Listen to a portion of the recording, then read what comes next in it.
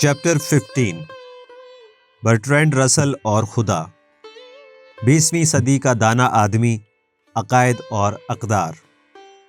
رسل نے اپنے ہم عصر فلاسفروں کے مقابلے میں 20ویں صدی کی فکری تشکیل میں بڑے گہرے اثرات چھوڑے۔ یہ اثرات صرف اس کے ریڈیکل خیالات تک ہی محدود نہیں تھے بلکہ اس کی زندگی کی عملی مثال کا بھی اس میں برابر کا حصہ تھا۔ رسل 1872 میں ایک انگریز نواب خاندان میں پیدا ہوا۔ وہ اتنا چھوٹا تھا کہ اسے اپنے ماں باپ کے بارے میں کچھ یاد نہیں کہ وہ کب فوت ہو گئے۔ چنانچہ رسل کی پرورش اس کے دادا لارڈ جان رسل نے کی، جو برطانیہ کے 2 بار وزیر اعظم رہ چکے تھے۔ رسل نے جن موضوعات پر لکھا وہ ریاضیات، منطق، سائنس، سیاسیات، اخلاقیات، سماجی مسائل اور فلسفے سے لے کر مذہب تک پھیلے ہوئے ہیں۔ 1940 میں اسے نیو یارک شہر کے ایک کالج میں پڑھانے سے ایسے الزامات کے تحت روک دیا گیا جو ان الزامات سے ملتے جلتے تھے جو 2339 سال پہلے ایتھنز میں سقراط پر لگائے گئے تھے۔ رسل نے مذہبی عقائد پر جو عمومی تنقید کی وہ صرف پیشرو فلاسفروں سے اپنے اسٹائل، سلاست تحریر اور استقامت کے لحاظ سے ہی زیادہ جاندار نہیں تھی، بلکہ اس کے صائب الرائے اور حق بجانب موقف اور اس کی پرمتانت جستجو نے اسے 20ویں صدی کا بجا طور پر دانا آدمی بنا دیا۔ اس لحاظ سے اسے اگر 20ویں صدی کا والٹیئر کہا جائے تو غلط نہ ہوگا۔ رسل نے مذہب پر اچھا خاصا لکھا۔ مذہب پر اس کے اہم مضامین میں سے ایک آزاد آدمی کی عبادت یعنی a free man's worship, science اور مذہب، اور میں کیوں عیسائی نہیں ہوں یعنی why I am not a Christian, اور میرا ایمان کیا ہے یعنی وٹ آئی بلیو وغیرہ شامل ہیں۔ ان مضامین میں رسل نے مذہب کی اسی اخلاقی اور سماجی اساس کے خلاف دلائل پیش کیے جس کی بنا پر مذہب اپنی فضیلت کا دعویٰ کرتا ہے، اور ان مضامین میں اقدار کے انسانی ساختہ ہونے کے موقف کی پرزور حمایت کی۔ رسل نے اپنی 80ویں سالگرہ کے موقع پر کہا، میں نے ذاتی اور سماجی دونوں طرح کی بصیرت یعنی ویژن کی تلاش میں زندگی گزاری ہے۔ ذاتی سطح پر میری کوشش رہی ہے کہ میرا ہر دم اس چیز کی طرف خیال رہے جو نیک یعنی نوبل، خوبصورت اور شریف ہو۔ دنیاوی معاملات میں لمحات بصیرت سے دانشمندانہ رویہ اختیار کروں اور معاشرتی لحاظ سے تصور میں ایک ایسے سماج کو قائم ہوتے دیکھوں جہاں لوگوں کی نشو و نما میں کوئی رکاوٹ نہ ہو، نفرت، ہرس اور حسد اپنی موت مر چکے ہوں اور ایسے منفی جذبات کو پالنے کے لیے اب کچھ باقی نہ رہ گیا ہو۔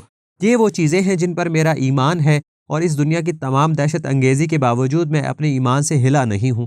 میرا کیا ایمان ہے میں رسل لکھتا ہے، انسان فطرت کا حصہ ہے، نہ کہ ایسی چیز جو اس سے الگ ہو۔ انسان کے خیالات اور اس کی جسمانی حرکات انہی قوانین کی پابند ہیں جن سے ایٹم سے لے کر ستارے تک حرکت میں آتے ہیں۔ یہ عالم کون و مکان انسان کے مقابلے میں بہت بڑا ہے، لیکن اتنا بھی بڑا نہیں جتنا کہ کچھ 100 سال پہلے نظر آتا تھا۔ اوپر سے لے کر نیچے تک اور بڑے سے لے کر چھوٹے تک سائنس اس دنیا کی حدود کو چھوتی نظر آتی ہے۔ اب یہ خیال کیا جانے لگا ہے کہ یہ کائنات مکان میں محدود ہے اور روشنی چند 100 ملین سال میں اس کے گرد چکر لگا لیتی ہے۔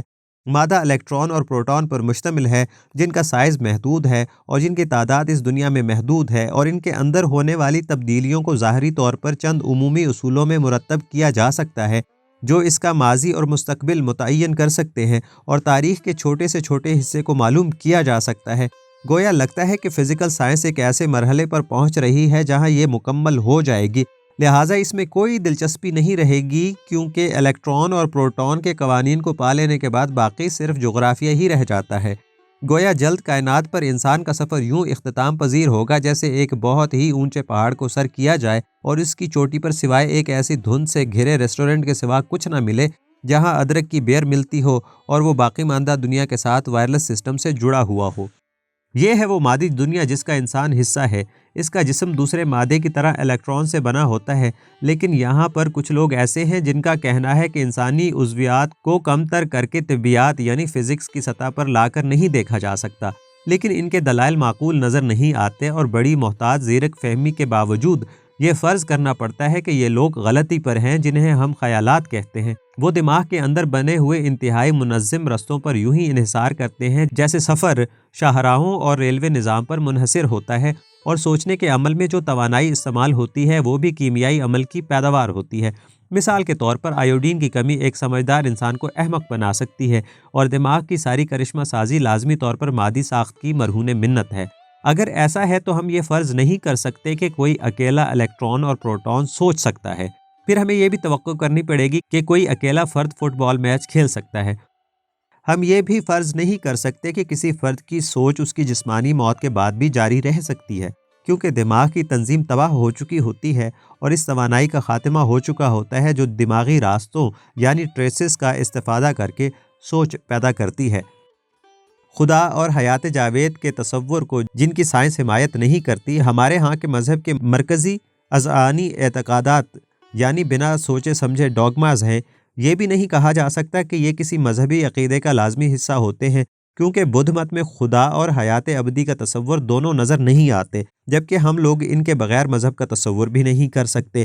اس میں شک نہیں کہ لوگ اس طرح کے عقائد کو پالنے کا عمل جاری رکھیں گے، چونکہ یہ دل کو خوش کرنے والی باتیں ہیں۔ جس طرح خود کو پارسا اور دوسروں کو کافر و بدکار قرار دینا اپنی ذات کے لیے بڑا خوش کن امر ہوتا ہے، لیکن جہاں تک میری ذات کا تعلق ہے، مجھے ان دونوں یعنی ابدیت اور خدا کی کوئی بنیاد اور زمین نظر نہیں آتی۔ میں نہیں کہتا کہ میں ثابت کر سکتا ہوں کہ خدا کا کوئی وجود نہیں ہے، اور ایسے ہی میں یہ ثابت کرنے میں نہیں پڑوں گا کہ شیطان ایک افسانہ ہے۔ ہو سکتا ہے ہمارے مذہب کا خدا وجود رکھتا ہو، اس طرح قدیم یونانیوں، مصریوں اور بابلیوں کے دیوتا بھی وجود رکھ سکتے ہیں، لیکن ان میں سے کوئی ایک مفروضہ دوسرے سے بڑھ کر امکانی حیثیت نہیں رکھتا، کیونکہ وہ عقل اور ممکنہ علم کے منطقے سے بالکل باہر کی چیزیں ہیں۔ چنانچہ ان میں سے کوئی بھی اس لائق نہیں کہ اسے غور و فکر کے قابل سمجھا جائے۔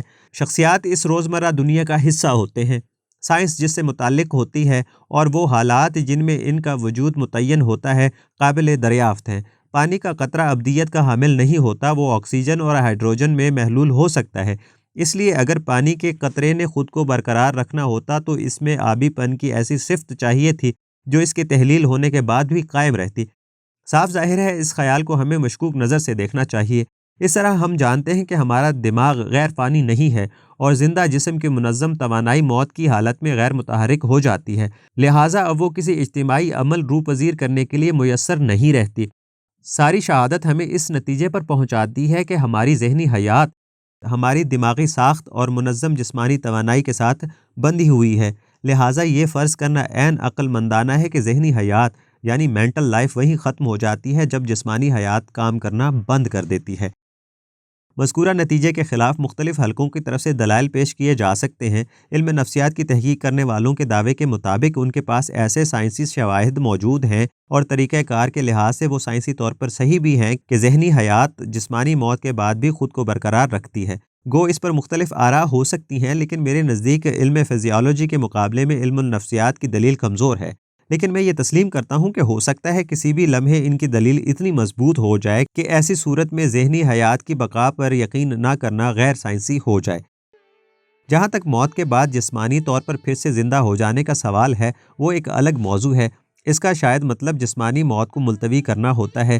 حیات جاویدانی پر یقین کر کے لوگ دراصل اس کی آرزو کر رہے ہوتے ہیں۔ وہ لوگ علم فزیالوجی کے دلائل پر یہ کہہ کر مترز ہوتے ہیں کہ روح اور جسم مکمل طور پر دو مختلف النوع اور الگ چیزیں ہیں۔ مزید یہ کہ روح ان اعمال سے بالکل مختلف ہے جن کا اظہار جسمانی اعضاء کے تجربے سے ہوتا ہے۔ میرے خیال میں یہ مابعد الطبیعاتی توہم پرستی ہے۔ دراصل روح یعنی مائنڈ اور مادے کی الگ الگ اصطلاحیں ہم نے اپنی عملی سہولت کے پیش نظر وضع کی ہوئی ہیں۔ یہ الگ الگ مطلق حقیقت کے طور پر وجود نہیں رکھتی۔ جیسا کہ روح کی طرح الیکٹران اور پروٹان محض منطقی افسانے ہیں، اصل میں وہ ایک تاریخ واقعات کا تسلسل ہوتے ہیں، نہ کہ مفرد مستقل مزاج وجود۔ روح کے معاملے میں بھی نشو و نما کے حقائق سے یہی بات ظاہر ہوتی ہے۔ جو حاملہ ہونے سے لے کر دوران حمل اور نوزائیدگی کے مرحلے سے واقف ہیں، وہ یہ یقین نہیں کر سکتے کہ سارے عمل اور مراحل میں روح کوئی غیر منقسم اور کامل و مکمل چیز ہوتی ہے۔ وہ بدیہی طور پر جسم کے ساتھ نشو و نما پاتی ہے اور اس کا استخراج مادہ تولید اور بیضہ کے ملاپ سے ہوتا ہے، چنانچہ اسے غیر منقسم نہیں کہا جا سکتا اور نہ ہی اس کا الگ تھلگ وجود ہو سکتا ہے۔ اس بات کو نظریہ مادیت سے بھی نہیں جوڑا جا سکتا، بلکہ صرف یہ تسلیم کرنا ہے کہ ہماری دلچسپی کی حامل ہر چیز مادے کی ہی تنظیم کا نام ہے، وہ اصلی اور ابتدائی مواد نہیں ہے۔ علماء الہیات یہ ثابت کرنے کے لیے بڑے دلائل پیش کرتے ہیں کہ روح غیر فانی ہوتی ہے، لیکن صرف ایک ٹیسٹ سے ان کی تمام دلیلیں دھری کی دھری رہ جاتی ہیں۔ یہ سب لوگ ثابت کرتے ہیں کہ روح ہر جگہ سرایت کر جاتی ہے، تو ہم اتنے بھی مضطرب نہیں ہیں کہ لمبی زندگی پانے کے لیے اتنے پھیل جائیں۔ تمنا اور خواہش کی حیران کن قوت کی یہی ایک مثال کافی ہے جو اچھے بھلے لوگوں کو اندھا کر کے مغالطے میں ڈال دیتی ہے۔ میں یہ یقین نہیں کر سکتا کہ اگر انسان کو موت کا خوف نہ ہوتا تو روح اور اس کے غیر فانی ہونے کا خیال انسان کے دل میں اٹھتا۔ خوف مذہبی عقیدے یعنی ڈوگما کی بنیاد ہے۔ اگرچہ انسانوں کا انفرادی اور اجتماعی خوف ہماری معاشرتی زندگی پر غالب ہوتا ہے، لیکن یہ فطرت یعنی نیچر کا خوف ہے جو مذہب کو جنم دیتا ہے۔ جیسا کہ ہم دیکھ چکے ہیں کہ مادہ روح کے درمیان فرق کم و بیش محض فریب نظری کے سوا کچھ بھی نہیں، لیکن ایک اور تضاد اس سے بھی زیادہ اہم ہے۔ ان حالات اور چیزوں کے درمیان جو ہماری شناخت سے متاثر ہوتی ہیں اور ان کے درمیان جو ان سے متاثر نہیں ہوتی، لیکن ان دونوں کے درمیان کوئی نمایاں اور غیر متغیر خط موجود نہیں۔ جوں جوں سائنس ترقی کی منزلیں طے کرتی جا رہی ہے، زیادہ سے زیادہ حالات اور چیزیں انسان کے زیر کنٹرول آتی جا رہی ہیں، تاہم کچھ چیزیں انسانی کنٹرول سے باہر حال رہیں گی۔ ان میں سے ہماری دنیا کے بڑے بڑے حقائق شامل ہیں جو علم فلکیات سے متعلق ہیں، وہی حقائق جو ہماری سطح زمین کے قریب اور اوپر ہیں۔ صرف انہی کو ہی ہم کسی حد تک اپنی خواہشات کے مطابق ڈھال سکتے ہیں، بلکہ سطح زمین پر بھی ہماری طاقت محدود ہے۔ سب سے بڑھ کر یہی کہ ہم موت کو نہیں روک سکتے، اگرچہ ہم اکثر اسے التوا میں ڈال دیتے ہیں۔ مذہب انسان کی اس کمزوری کو حل کرنے کی ایک کوشش ہوتی ہے۔ اگر اس دنیا کو خدا کنٹرول کر رہا ہے اور خدا ہماری دعاؤں اور نمازوں سے ہماری مرضی کے مطابق ڈھل جاتا ہے، تو گویا قادر مطلق کے ساتھ ہماری بھی حصہ داری ہو گئی۔ اس طرح پرانے وقتوں میں دعاؤں کے جواب میں معجزے رونما ہوا کرتے تھے۔ چنانچہ خدا پر ایمان ابھی تک دنیائے فطرت یعنی ورلڈ آف نیچر کو آسان پیکر میں ڈالنے کا مقصد پورا کرتا ہے، اور جس سے انسان یہ محسوس کرنے لگ جاتا ہے کہ فطرت کی قوتیں اس کی اتحادی ہیں۔ اسی طرح بعد از موت ابدی زندگی کا خیال موت کی دہشت کو دور کر دیتا ہے۔ وہ لوگ جو یہ یقین کرتے ہیں کہ جب وہ مریں گے تو انہیں ایک ابدی روحانی مسرت میسر آئے گی، ان سے توقع کی جانی چاہیے کہ وہ موت کی ہیبت کے بغیر نزع کے وقت سے گزر جائیں گے۔ لیکن متعلقہ طبی عملہ اس بات کی تائید کرتا ہے کہ ایسا اکثر نہیں ہوتا۔ ابدی زندگی کا خیال موت کا خوف تو کچھ کم کر سکتا ہے، لیکن اس کا مکمل خاتمہ نہیں ہوتا۔ مذہب یعنی جس کا سرچشمہ ہی دہشت ہے کہ ہاں بہت سے پرشکوہ یعنی ڈگنیفائڈ قسم کے خوف ملتے ہیں، اور المیہ یہ ہے کہ مذہب لوگوں کی سوچ ان کے بارے ایسی ہی کر دیتا ہے کہ وہ ان خوفوں کو قابل ملامت نہیں سمجھتے۔ اس لحاظ سے دیکھیں تو مذہب نے نوع انسان کو بہت بڑا نقصان پہنچایا ہے، اس لیے کہ خوف تو سب بڑے ہوتے ہیں۔ میں یقین کرتا ہوں کہ جب میں مروں گا تو میں سڑ گل جاؤں گا، میرا کچھ باقی نہیں بچے گا، حتیٰ کہ انا یعنی روح وغیرہ سے بھی کچھ نہیں۔ میں جوان نہیں ہوں اور میں زندگی سے محبت کرتا ہوں، لیکن مجھے نفرت ہے کہ میں اپنے خاتمے کے خیال سے تھر تھر کانپنے لگ جاؤں۔ مسرت کے لمحات کی لذت اس سے کم تر نہیں ہو جاتی کہ انہوں نے ختم ہو جانا ہے۔ اسی طرح خیال اور محبت اپنی قدر اس لیے نہیں کھو دیتے کہ وہ سدا بہار نہیں ہے۔ بہت سے لوگ گزرے ہیں جنہوں نے بڑے فخر سے پھانسی کے پھندے کو اپنے گلے لگایا ہے۔ یقینی طور پر صرف ایسے ہی لوگوں کی سربلندی ہمیں اس دنیا میں انسان کے حقیقی مقام کے معنی سمجھاتی ہے۔ مذہب کے روایتی یعنی انسانی ساختہ قصوں کے بند کمروں کی گرمائش کے بعد اگر سائنس کے کھلے دریچوں کی ٹھنڈی ہواؤں سے ہم پر کبھی طائری کیوں نہ ہو جائے، ہمیں ان سے گریز نہیں کرنا چاہیے، تو بالآخر تازہ ہوائیں چستی و قوت پیدا کرتی ہیں۔ کھلی اور کشادہ جگہوں کی ایک اپنی ہی الگ شان ہوتی ہے۔ فطرت کی فلسفی ایک چیز ہے اور اقدار کی فلسفی بالکل دوسری۔ ان کو خلط ملط کرنے سے سوائے نقصان کے کچھ حاصل نہیں ہو سکتا۔ کیا ہے اور کیا ہونا چاہیے یا جو ہمارے خیال میں اچھا ہے، دو مختلف چیزیں ہیں۔ بلا شبہ ہم فطرت کا حصہ ہیں جو ہمارے اندر خوف، امیدیں اور خواہشات پیدا کرتی ہے۔ ان قوانین فطرت کے مطابق جنہیں علم طبیعیات منکشف کر رہی ہے، اس تفہیم میں ہم فطرت کا حصہ ہیں۔ ہم سب فطرت کے ماتحت ہیں۔ قوانین فطرت کا نتیجہ اور ہم نے تادیر ان کا ہی شکار رہنا ہے۔ فطرت کی فلسفی کو ہمیں ناواجبی طور پر اس کرۂ ارض تک محدود نہیں کر دینا چاہیے، اس لیے کہ ہماری زمین ایک کہکشاں کے لاتعداد ستاروں میں سے ایک چھوٹے سے ستارے کے کئی سیاروں میں سے فقط ایک چھوٹا سا سیارہ ہے۔ یہ بڑی مضحکہ کا خیز بات ہوگی کہ فطرت کی فلسفی کو ایسے نتائج پیدا کرنے کے لیے خم دے دیا جائے جو اس غیر اہم سیارے کے نہایت چھوٹے سے طفیلیوں یعنی پیراسائٹس یعنی انسان کے دل کو خوش کرے۔ نظریہ روحیت وائٹلزم یہ نظریہ کہ جانداروں کے اندر طبعی اور کیمیاوی اجزاء کے علاوہ ایک علیحدہ سے روح حیوانی ہوتی ہے، اور نظریہ ارتقاء والے غیر منطقی اور غیر متناسب طور پر زندگی کے ان حقائق میں کائناتی اہمیت تلاش شروع کر دیتے ہیں جن میں ہماری ذاتی دلچسپی ہے۔ اس عظیم جہان کے بارے ابھی تک ہم جو جانتے ہیں اس کے مطابق یہ دنیا نہ اچھی ہے نہ بری، اور نہ ہی وہ ہمیں خوش یا ناخوش کرنے کے لیے فکر مند ہے۔ اس طرح کی سب فلسفیاں محض انسان کی خود اپنی ذات کی اہمیت کو بڑھاوا دینے کی خواہش سے پیدا ہوتی ہیں، اور علم فلکیات کی تھوڑی سی سدھ بدھ ان کو صحیح کرنے کے لیے کافی ہے۔ لیکن اخلاقیات کی فلسفی سے بالکل برعکس ہے۔ فطرت کے بارے جو کچھ ہم جانتے ہیں، حقیقی یا تصوراتی، اس کی جانچ پڑتال ہم خود ہی کرتے ہیں، اور کوئی خارجی پیمانہ نہیں جو ہمیں دکھائے کہ ہمارے تخمینے غلط ہیں۔ لیکن اقدار کی دنیا میں ہم فطرت سے عظیم تر ہیں، کیونکہ یہاں پر فطرت غیر جانبدار ہے، اسے اچھائی برائی سے کوئی تعلق نہیں، اور نہ ہی اسے ستائش دنیا کی تمنا ہے، نہ ملامت کا خوف۔ یہ ہم خود ہیں جو اقدار کو جنم دیتے ہیں، اور ہماری اپنی خواہشات ہوتی ہیں جو انہیں ڈگری عطا کرتی ہے۔ اخلاقیات و اقدار کی اقلیم میں ہم بادشاہ ہیں، اور یہاں ہمارا فطرت کے آگے جھک جانا خود کو تخت سے معزول کرنے کے مترادف ہوگا۔ ہم نے اس بات کا تعین کرنا ہے کہ اچھی زندگی کیا ہے، نہ کہ فطرت یا کسی اور غیر مرئی خدا نام کی طاقت نے۔ یہ تھے رسل کے خیالات خدا، مذہب اور ان سے متعلقہ موضوع کے بارے میں۔ رسل بھی دیگر دانشوروں کی طرح مذہبی عقائد کا تجزیہ کرتے ہوئے کہتا ہے، ہم فطرت کے عمل کی ہی پیداوار ہیں، یعنی خاص طور پر بنائی ہوئی مخلوق نہیں ہے۔ ہمارے سوچنے کی صلاحیت جو ہمارے اندر ایک روح ہونے کا احساس دلاتی ہے، وہ بھی اس مادی دنیا، الیکٹران، پروٹون اور کیمیائی عمل کا نتیجہ ہے، اور جسم کے برباد ہونے کے ساتھ اس خصوصی احساس یعنی روح کا بھی خاتمہ ہو جاتا ہے۔ روح بھی جسم کے ساتھ ہی نشو و نما پاتی ہے، اور اس کے ساتھ ڈھلتی ہوئی ختم ہو جاتی ہے۔ باقی حیات بعد از موت کی سب باتیں ضعیف الاعتقاد لوگوں کے دل کو خوش کرنے کے لیے اچھی ہیں۔ رسل بھی اس بات کی حمایت کرتا ہے کہ مذہب انسان کے خوف کی پیداوار ہے۔ تصور خدا میں انسان کی اس خواہش کا اظہار ہوتا ہے کہ وہ فطرت کی طاقتور قوتوں کو اپنے ہاتھوں میں لینا چاہتا تھا، چنانچہ پہلے اس نے ایسی ہستی یعنی پہلے دیوتا پھر خدا کا تصور بنایا جو قادر مطلق ہو، پھر اس قادر مطلق کو دعاؤں، قربانیوں، پرستش اور حمد و ثنا کے گیت گا کر خوش کیا تاکہ وہ فطرت کی قوتوں کو انسان کی مرضی کے مطابق ڈھال دے۔ یہ تھا وہ آسان نسخہ جو قدیم انسان نے فطرت کی تسخیر کے لیے استعمال کیا۔ لیکن سوچنے کی بات یہ ہے کہ آج کے انسان کی کیا مجبوری ہے؟ آج کے انسان کے ہاتھ میں تسخیر فطرت کے لیے اس کائنات کا گہرا علم اور طاقتور ٹیکنالوجی موجود ہے۔ رسل ان تباہ کن اثرات پر افسوس کا اظہار کرتا ہے جو انسان پر مذہب کے پیدا کردہ مختلف خوف جنم دیتے ہیں۔ اس کا کہنا ہے کہ خوف کوئی بھی ہو، وہ خود اعتمادی اور صلاحیتوں کی موت ہوتا ہے، انسان کو بزدل اور غلام بناتا ہے، جسے مذہبی پیشوا ذریعہ استحصال بناتے ہیں۔ سب اہل ایمان خوف کی زنجیر سے بندھے ہوتے ہیں، وہ آزادانہ مرضی سے نیک اعمال سر انجام نہیں دے رہے ہوتے، بلکہ ان کے پیچھے خوف اور احساس گناہ کار فرما ہوتا ہے جو عقائد نے پیدا کیا ہوتا ہے۔ لوگوں کے ذہنوں کو مفلوج کرنا مذہب کا سب سے بڑا منفی اور افسوسناک پہلو ہے۔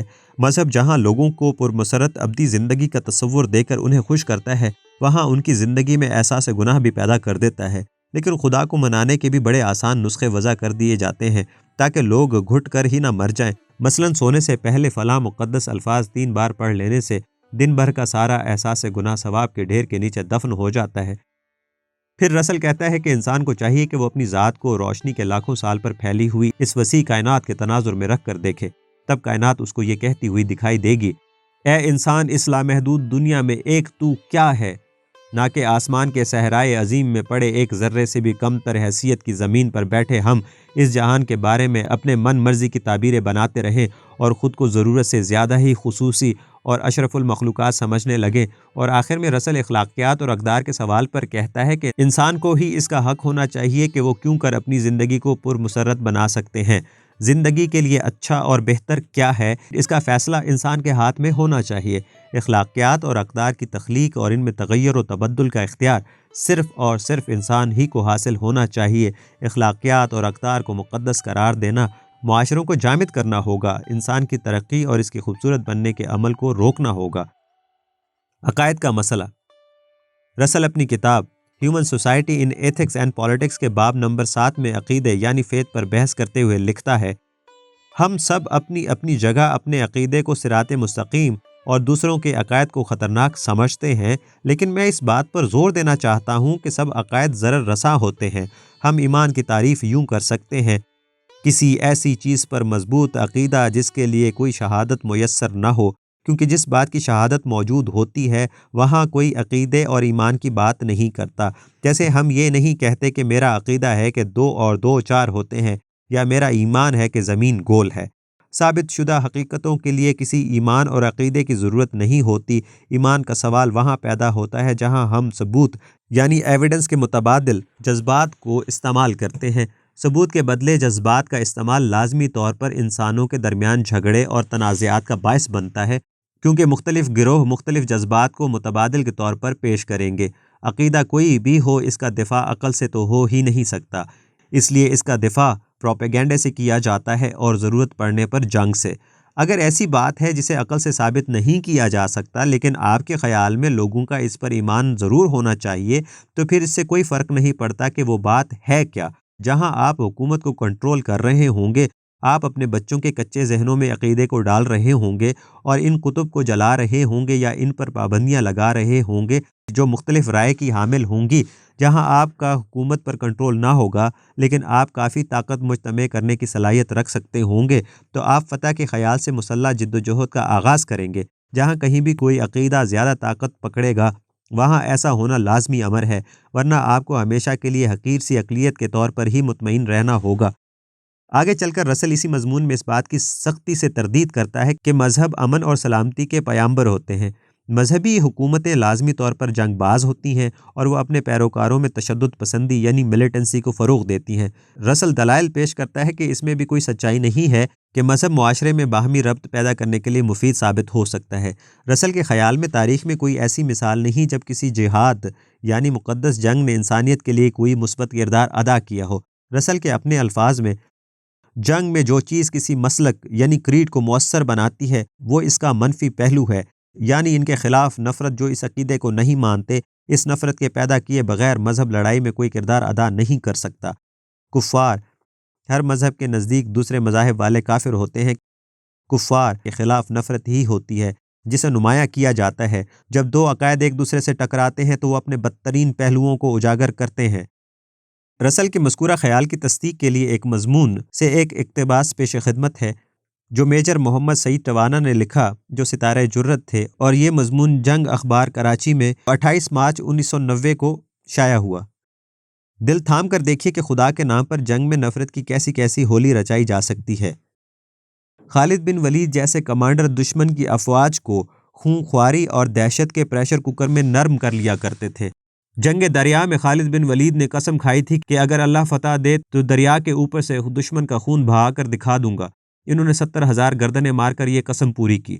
تعاقب کے بعد غول در غول دشمن پکڑ کر لائے جا رہے ہیں اور دریا کے اندر کھڑے گردنیں ماری جا رہی ہیں۔ اللہ اکبر کے نعرے لگ رہے ہیں۔ قیدیوں میں خوبصورت چہرے بھی ہوں گے، جواں مرد بھی ہوں گے۔ ہارا ہوا لشکر تلوار کی زد میں آ چکا تھا۔ اگر جنگ کے بعد گھر واپس جانا ہے تو بے رحم بن جاؤ۔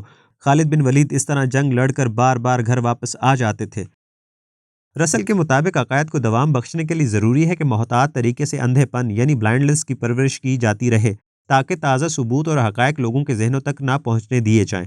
یہ اس انسان کا کمزور اور کسی حد تک قابل تحقیر پہلو ہے جو زندگی کے جوکھوں کا سامنا مذہب کے دیے آرام بخش قصوں میں تلاش کرتا ہے، لیکن اس کے ذہن میں کہیں نہ کہیں یہ بات ضرور جاگزی ہوتی ہے کہ وہ ان پر ایمان فقط اس لیے رکھتا ہے کہ اسے یہ تسلی دیتی ہے۔ خدا اور ان سے متعلقہ قصوں پر ایمان انسان کو اگر کچھ تسلیاں باہم نہ کرتا تو دنیا میں عقائد کا نام و نشان تک نہ ہوتا، لیکن اس میں اتنی اخلاقی جرت نہیں ہوتی کہ وہ اس خیال کا سامنا کرے، اور نہ ہی مذہبی تصورات اسے کسی منطقی نتیجے تک پہنچاتے ہیں۔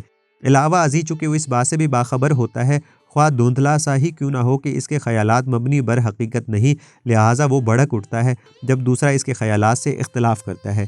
لہٰذا تعزیریں، سینسرشپ اور مقید و محدود تروڑی مروڑی تعلیم ریاستی ہتھیار ہوتے ہیں۔ چنانچہ ایسی قوموں کی کامیابی اس میں ہوتی ہے کہ ایک ڈری، غیر مہم جو اور ترقی کے لیے نااہل آبادی پیدا ہو۔ یہ اکثر کامیاب بھی ہو جاتے ہیں اور اپنی ملکوں کو تباہی کے کنارے پہنچا دیتے ہیں۔ ہو سکتا ہے آپ کا عقیدہ بائبل، قرآن مجید یا مارکس کی داس کیپٹل میں سے کسی پر ہو۔ آپ کو دماغ کی آنکھیں ضرور بند کرنی پڑیں گی، اور اگر آپ ایک بار ثبوت، شہادت اور دلیل کے سامنے اپنی آنکھیں بند کرتے ہیں تو آپ بار بار اور دیگر معاملات میں بھی حقائق سے نظریں چرائیں گے۔ آپ کہہ سکتے ہیں کہ خدا پر ایمان کچھ زیادہ مضر نہیں ہے۔ میں اس بحث میں الجھوں گا نہیں، صرف اتنا کہوں گا، یہ اس نسبت سے ضرر رسا ہوتا ہے جس نسبت سے آپ اندر سے اس شک میں مبتلا ہو جاتے ہیں کہ کیا یہ حقائق کے مطابق بھی ہے یا نہیں۔ ایک وقت تھا جب اس بات پر ایمان رکھنا بالکل عقلی بات تھی کہ زمین چپٹی ہے۔ اس وقت یہ یقین برے نتیجے کا حامل نہیں تھا، لیکن آج اگر لوگ زمین کو چپٹی کہتے رہیں تو انہیں دلیل کے سامنے اپنے دماغوں کو تالے لگانے پڑیں گے اور ہر طرح کی بکواسیات کو گلے لگانے کے لیے خود کو تیار رکھنا ہوگا۔ اگر آپ یہ سوچتے ہیں کہ آپ کا ایمان مبنی بر دلیل ہے تو پھر آپ اسے دلائل سے ہی ثابت کریں گے، نہ کہ جبر اور دھون سے، اور اپنے ایمان کو چھوڑ دینے کے لیے بھی تیار رہیں گے۔ اگر دلائل اس کے خلاف چلے جاتے ہیں، لیکن اگر آپ کے یقین کی بنیاد عقیدہ ایمان ہے تو پھر آپ محسوس کریں گے کہ دلیل فضول ہے اور آپ طاقت کا سہارا لیں گے، ہجوم کا سہارا، یا پھر نوخیز ذہنوں کو مذہبی تعلیم کے نام پر مسخ کر دیتے ہیں۔ عقائد زدہ لوگوں کی خاص طور پر یہ حرکت نہایت بزدلانہ ہوتی ہے، کیونکہ وہ اس بات کا فائدہ اٹھاتے ہیں کہ کچے ذہن اپنا دفاع کرنے سے قاصر ہیں۔ بدقسمتی سے یہ فعل کم و بیش ہر مہذب ملک کے اسکولوں میں رائج ہے۔ مضمون کے آخر میں رسل اعلان کرتا ہے کہ دنیا کو عقائد کی نہیں، سائنسی حقائق کی ضرورت ہے، خواہ یہ عقائد خدا کے نام پر تھوپے جائیں یا کسی اور ازم کے نام پر۔